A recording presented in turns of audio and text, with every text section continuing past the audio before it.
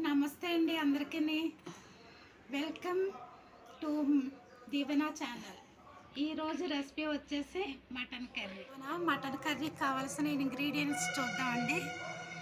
ముఖ్యంగా ముందు మటన్ తీసుకున్నాను, దాన్ని శుభ్రం చేసుకుని కట్ చేసి పెట్టుకున్నాను.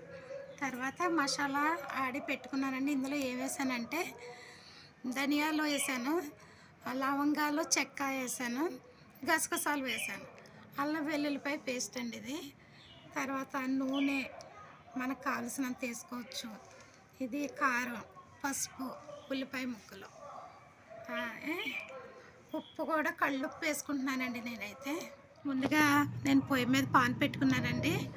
ఆయిల్ వేసి ఉల్లిపాయలు, పచ్చిమిరపకాయలు దోరగా వేయించుకుందామండి. నూనె వేసానండి. తర్వాత ఆనియన్స్ కూడా వేస్తున్నాను.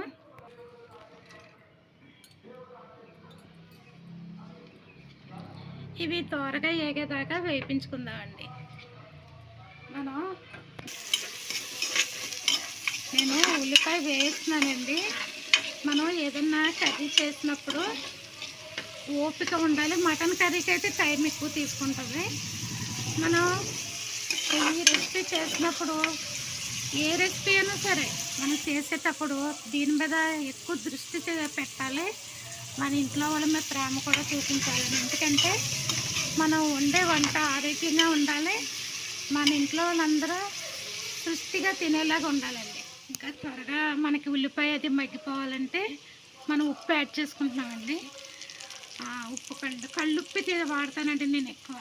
తర్వాత ఇప్పుడు మటన్ వేసుకుంటున్నానండి. ముక్కలు దోరగా వచ్చినాయి ఉల్లిపాయ ముక్కలు. నేను శుభ్రం చేసుకున్న మటన్ ఇందులో వేసుకుంటున్నాను. తర్వాత మనం ఇది మగ్గించేటప్పుడు పసుపు, అల్లం వెల్లుల్లిపాయ పేస్ట్ వేసి కాసేపు మగ్గించాలి. మీకు కొలతలు ఏవి లేవండి. మన రుచికి, కారానికి కొంతమంది ఎక్కువ తినవచ్చు, కొంతమంది తక్కువ తినవచ్చు. దాన్ని బట్టి మీకు ఎలా కావాలన్నా మీరు వేసుకోవచ్చండి. అల్లం వెల్లుల్లిపాయ పేస్ట్ కూడా వేసుకుని వేయించుకుందామండి పచ్చివాసన పోయేదాకా. నేను ఇందాక ఆడిపెట్టుకున్న గరం మసాలా కూడా ఇక కూరలో వేస్తున్నానండి. ఎందుకంటే మనకి ఉప్పు చాలామంది ఫస్ట్లో ఉప్పు వేసుకుంటే మాంసం ఉడకదేమో అనుకుంటారు. అలా కాదు, మనం ఉప్పు యాడ్ చేసుకున్నా కూడా ముక్కకి బాగా పడుతుందండి. మసాలా అయినా ఏదైనా సరే నేను ఇలాగే ముందే యాడ్ చేసుకుంటాను. నేను ఇప్పుడు కొత్తిమీర కూడా యాడ్ చేసుకుంటున్నానండి. అందరూ చాలామంది కూర అయిపోయాక వేసుకుంటారు కదా, అలా కాకుండా ముక్కకు ఫ్లేవర్ అనేది ముక్కకు పట్టాలని నేను అలా చేసుకుంటాను.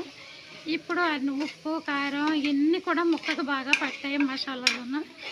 ఇప్పుడు వాటర్ యాడ్ చేసి ఒక 6 లేకపోతే ఒక 8 విజిల్స్ వచ్చేదాకా నేను మూత పెట్టేస్తానండి.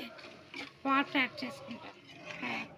ముక్కలు మునిగేదాకా కూడా నేను కొంచెం ఎక్కువే వాటర్ కంటెంటర్స్ ఎక్కువనే వేసుకున్నానండి. ఎందుకంటే మటన్ బాగా ఉడకాలి కాబట్టి. పెట్టేసి ఒక 7-8 విజిల్స్ రానిస్తానండి. 8 విజిల్స్ వచ్చినాయండి. నేను కుక్కర్ ఆఫ్ చేసేస్తున్నాను. కర్రీ రకంగా 8 విజిల్స్ అయిపోయినాయండి. నేను ఇందులోనూ మా వారు బంగాళదుంప యాడ్ చేయమన్నారు. ఒక్క బంగాళదుంప వేస్తున్నానండి. ఇంకా చాలా వాటర్ ఉంది కదండి, మనం ముందులోనే బంగాళదుంప వేసుకుంటే పేస్ట్ లాగా అయిపోతుందని చాలా నీళ్ళు ఉన్నాయి కాబట్టి ఇప్పుడు మళ్ళీ మూత పెడతానండి. మూత పెట్టి విజిల్స్ రానివ్వను, మామూలుగా ఉడకనిస్తానండి. ఆ కూరలో నీళ్ళైతే ఇరిపోయినాయండి. మనకి నూనె కనిపిస్తుంది కదా, దీనిపై నేను కొద్దిగా నెయ్యి యాడ్ చేస్తానండి. ఎందుకంటే చిన్నప్పటి నుంచి మా అమ్మగారు ఇలాగా మటన్ కూరలో నెయ్యి యాడ్ చేసేవారు. మటనే ఎక్కువ కొవ్వు కదా అనుకుని అలా అనుకోకండి. ఎందుకంటే నెయ్యి ఎంత తింటే కూడా అంత మంచిది. ఇది కొవ్వు మనకి ఒంట్లో కొవ్వు తయారవుతుంది అని అనుకోకర్లేదు. నేను ముందు కొత్తిమీర వేసాను కదండి, ఇప్పుడు కొద్దిగా ఫ్లేవర్ కోసం కొంచెం యాడ్ చేస్తున్నాను అంతే. మటన్ కర్రీ మంచి స్మెల్ వస్తుందండి. గుమ్మగుమ్మలాడే మటన్ బంగాళదుంప కర్రీ రెడీ అయ్యిందండి.